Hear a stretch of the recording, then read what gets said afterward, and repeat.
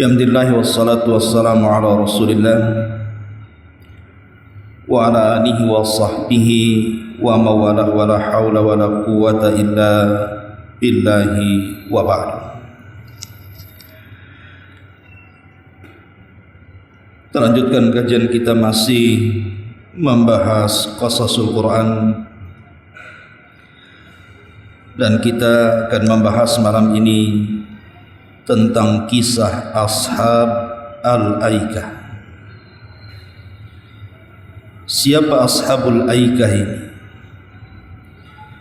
Nabi siapa yang dikirim kepada Ashabul Aikah ini? Dan apa azab yang Allah timpakan kepada Ashabul Aikah ini? Di dalam surah Asy-Syu'ara ayat 176 dan 177, Allah Subhanahu wa taala berfirman, kadzdzaba ashabul aikatil mursalin. Telah mendustakan ashabul aikah, para rasul yang diutus kepada mereka. Siapa ashabul aikah ini? Ada yang mengatakan bahwa aikah adalah pohon yang sangat besar yang terdapat di dalam hutan, dan pohon itu dikeramatkan, dan penduduknya kemudian menyembah pohon ini. Makanya penduduknya disebut ashabul aikah, orang-orang yang menyembah pohon. Lalu di mana letak Ashabul Aikah ini? Ada yang mengatakan bahwa Ashabul Aikah ini nama lain daripada Madian. Menurut Al-Imam Asy-Syinkiti rahimahullahu ta'ala dalam kitabnya Adwa'il Bayan, mengatakan bahwa Ashabul Aikah adalah Madian, dan Madian adalah Ashabul Aikah. Jadi itu satu nama. Tapi Al-Imam Asy-Syaukani rahimahullahu ta'ala mengatakan bahwa Madian kota sendiri dan Aikah kota sendiri, dan diutus kepada kedua kota ini seorang Nabi Arab yang ketiga, Nabi Allah Syu'aib alaihi salatu wassalam.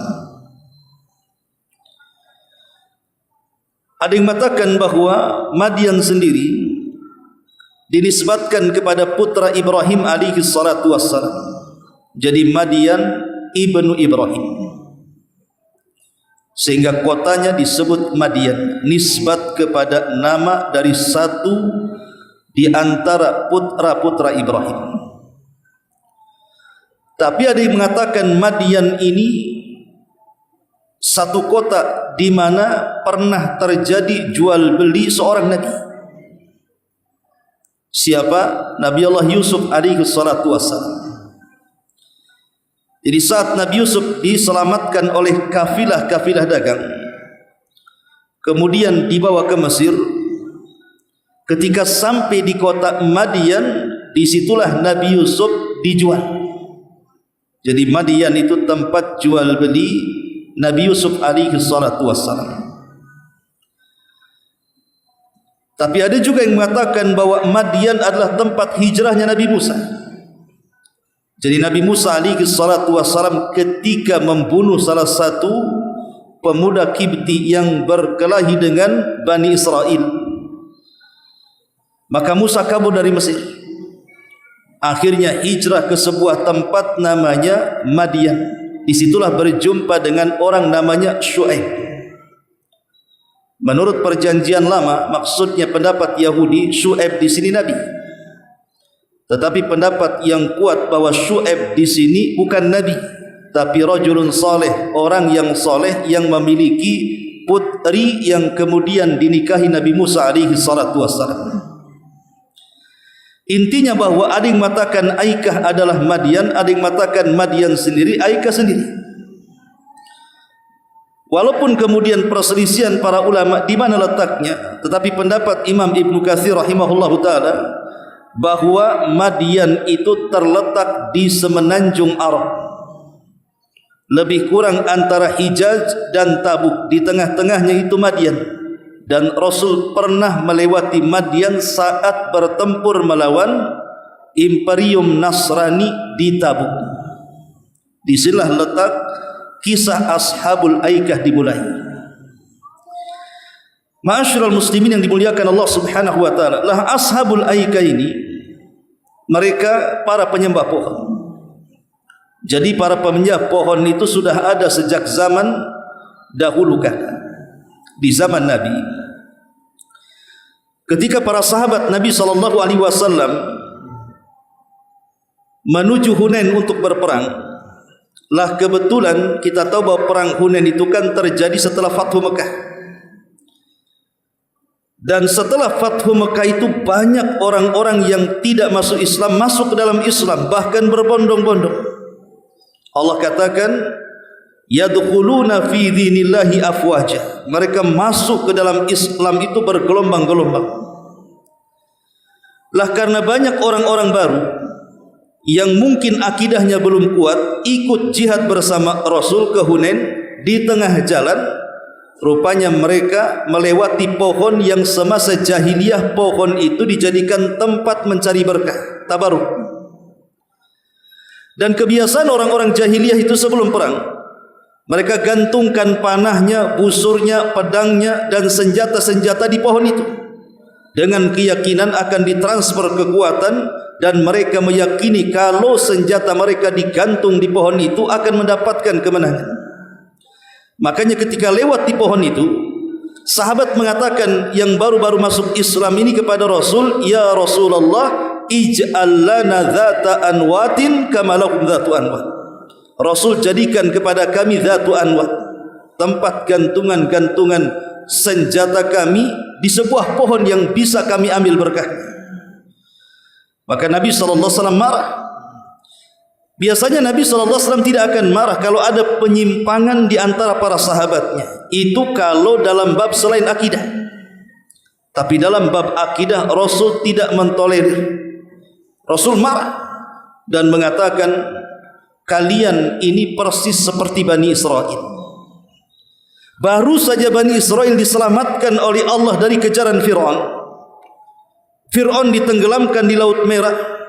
Kemudian Musa melanjutkan perjalanan ke tanah perjanjian. Ketika lewat di sebuah tempat, di situ masih menyembah patung-patung anak sapi. Tiba-tiba Bani Israel teringat dengan sesembahan mereka di Mesir saat mereka belum dapat hidayah. Tiba-tiba Bani Israel mengatakan kepada Musa, ij'al lana ilahan kama lahum alihah. Ya Musa, jadikan kepada kami sesembahan seperti itu. Maka Musa marah dan mengatakan, Allahu Akbar, innakum qaumun tajharun. Allahu Akbar, kalian ini kaum yang jahil, sudah diberikan hidayah mau menyimpang pula. Maka Rasul mengatakan kepada para sahabat yang meminta gantungan pedang di pohon yang akan diambil berkah itu, ucapan kalian seperti ucapan Bani Israel. Wajar Rasul marah, karena ini bab akidah. Kalau selain akidah Rasul tidak marah seperti yang terjadi kepada Arab Badu yang kencing di masjid. Rasul tidak marah, padahal jelas-jelas orang kencing di masjid. Masjid bukan tempat kencing. Tapi Rasul tidak marah. Bahkan Nabi SAW menatap para sahabat yang sudah mulai terpancing emosi dengan Arab Badu itu, da'uhu, tinggalkan dia, biar aku yang menghadapinya. Kemudian Nabi SAW dengan lembutnya menasihati Arab Badui itu, sampai Arab Badui terkesan akhirnya mendoakan Rasul dan mengatakan, Allahumma arhamni wa Muhammadan wa la tarham minhum ahada. Ya Rabb, rahmati aku dan Muhammad saja, adapun yang melotot kepada aku itu jangan kau rahmati, katanya. Itu Arab Badui. Tapi Rasulnya tidak marah, karena babnya bukan akidah. Lain kalau ini akidah walaupun baru masuk Islam, karena ini sudah nyerempet kesyirikan, Rasul marah. Ma'asyiral muslimin, kemarin saya sudah singgung.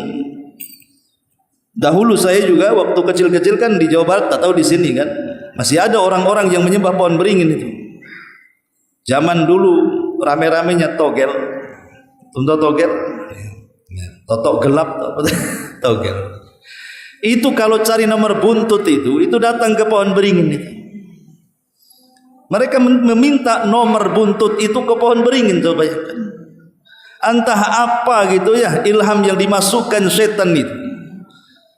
Kemudian mereka pun meyakini bahwa kalau mereka dapat wangsit dari pohon beringin, nama atau nomor-nomor tertentu, langsung pasang tuh. Tuh dosanya 2 kuadrat kan, sudah syirik, judi lagi, apa enggak kuadrat dosanya tuh. Itulah orang dulu. Jangankan orang dulu ke situ ya, orang lagi tidur dibangunkan aja ditanya nomor tuh. Itu zaman dulu tuh. Sampai ada yang semedi di kuburan, sampai cari gua, sampai orang gila ditanya nomor. Zaman dulu tuh. Lah ini kan terjadi ikhwatu fillah muliakan Allah Subhanahu wa taala. Lah ashabul aikah itu kurang lebih seperti itu. Mereka menyembah berhala. Ingat ikhwan, seseorang itu kalau sudah rusak akidah, secara otomatis akan merusak muamalahnya. Orang kalau rusak tauhidnya, orang kalau rusak akidahnya, secara otomatis turunannya juga akan rusak. Makanya ashabul aikah ketika rusak akidah mereka karena mereka meyakini sesembahan mereka adalah pohon besar yang di tengah hutan itu, maka muamalahnya juga buruk. Mereka dikenal curang dalam berdagang, suka mengurang-urang takaran, mengurang-urang timbangan, mengurang-urang meteran, curang dalam dagang, bahkan terkadang menjadi para perompak jalanan dan begitu seterusnya. Lah ketika di tengah-tengah kerusakan akidah, muamalah dan akhlak inilah diutus kepada mereka seorang nabi, satu di antara 4 nabi Arab, Syuaib alaihi salam. Syuaib diutus, dan kisahnya Nabi Syuaib ma'ruf di dalam Al-Quranul Karim, tidak perlu saya ceritakan. Tetapi layaknya seorang nabi, di mana-mana kalau nabi diutus kepada sebuah kaum, maka prioritas dakwah mereka adalah tauhid. Semua para nabi mengajak manusia untuk mentauhidkan Allah Subhanahu wa taala. Mereka berdakwah di atas la ilaha illallah. Tetapi tentunya persaksian kepada nabinya sesuai nabi yang diutus. Kalau kita kan asyhadu an la ilaha illallah wa anna Muhammadar Rasulullah. Kalau di zaman dulu mungkin asyhadu an la ilaha illallah wa anna Ibrahim Rasulullah wa anna Musa Rasulullah wa anna Syuaib Rasulullah dan begitu seterusnya. Tapi semua para nabi mengajak manusia untuk mentauhidkan Allah. Dari sini menjadi dasar setiap dai dan penyeru kepada kebaikan, jangan memulai dakwahnya kecuali mulakan dengan tauhid. Kalau sudah mantap tauhidnya, secara otomatis turunannya juga akan mantap tuh. Tapi kalau tauhidnya tidak mantap, maka akan berpengaruh kepada akhlak dan muamalahnya, seperti yang terjadi kepada ashabul aikah ini. Ketika Syuaib terus mendakwai mereka untuk mengajak mereka memperbaiki tauhid, memperbaiki muamalah mereka, untuk tidak curang dalam berjualan, untuk tidak menjadi para perampok jalanan dan begitu seterusnya, malah mereka kemudian meminta kepada Syuaib, kalau engkau seorang nabi, turunkan azab kepada kami.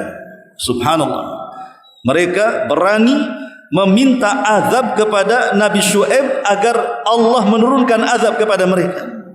Kaum mana lagi yang lebih berani dan sombong kecuali ashabul aikah kepada nabinya, minta azab dikirimkan. Ma'asyiral muslimin yang dimuliakan Allah Subhanahu wa taala, tentu Nabi Syuaib pun karena sudah bertahun-tahun berdakwah, tak kunjung pula kaumnya beriman kecuali sedikit. Maka Nabi Syuaib berdoa kepada Allah Subhanahu wa taala untuk mengazab kaum ashabul aikah ini. Ketika tanda-tanda azab itu akan turun, maka Syuaib pun membawa orang-orang yang beriman ke tempat perasingan supaya tidak terkena imbas azabnya. Subhanallah, azabnya ashabul aikah ini luar biasa, dan itu digambarkan dalam Quran. Pertama, Allah Subhanahu wa taala kirim kepada mereka paceklik yang berkepanjangan dan matahari memancarkan panas yang luar biasa, sehingga mereka gerah tidak mampu untuk tinggal di rumah mereka.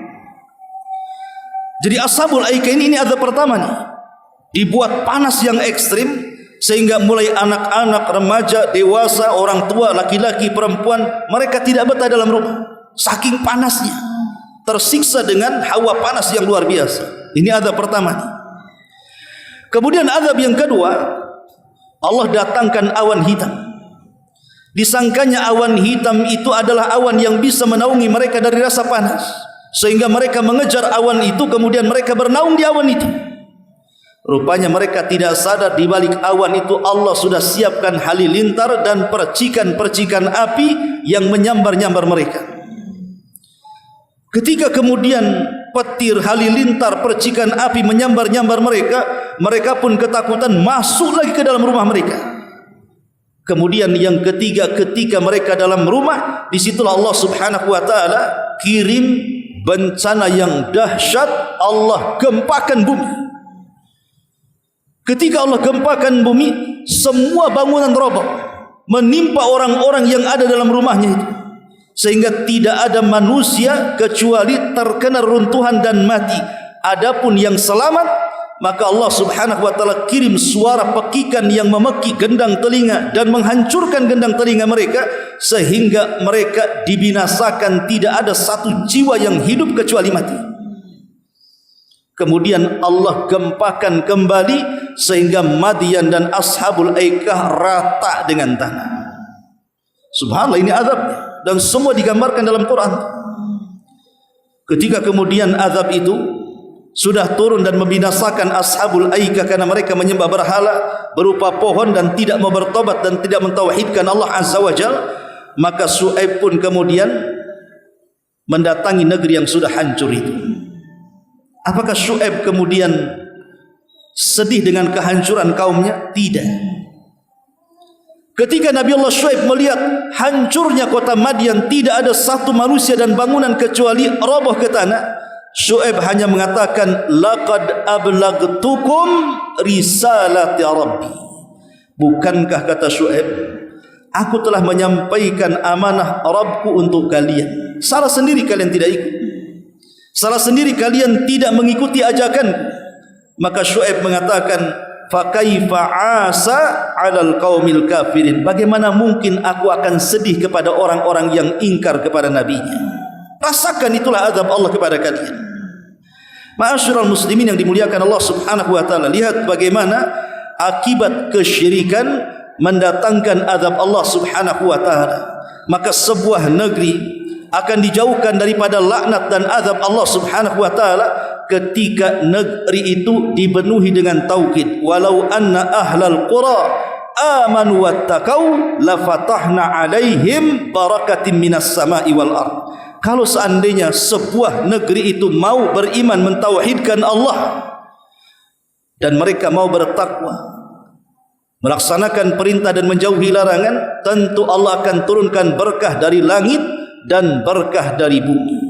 Tapi ketika mereka mendustakan ajakan tauhid, maka apa yang terjadi kepada kaum Syuaib pun akan terjadi kepada kaum-kaum yang lainnya ketika mereka berada di atas kesyirikan kepada Allah Subhanahu wa taala. Wallahu alam. Ini di antara kisah singkat dari Ashabul Aikah. Subhanaka bihamdika asyhadu an la ilaha illa anta astaghfiruka wa atubu ilaik. Allahu taala alam. Assalamualaikum warahmatullahi wabarakatuh.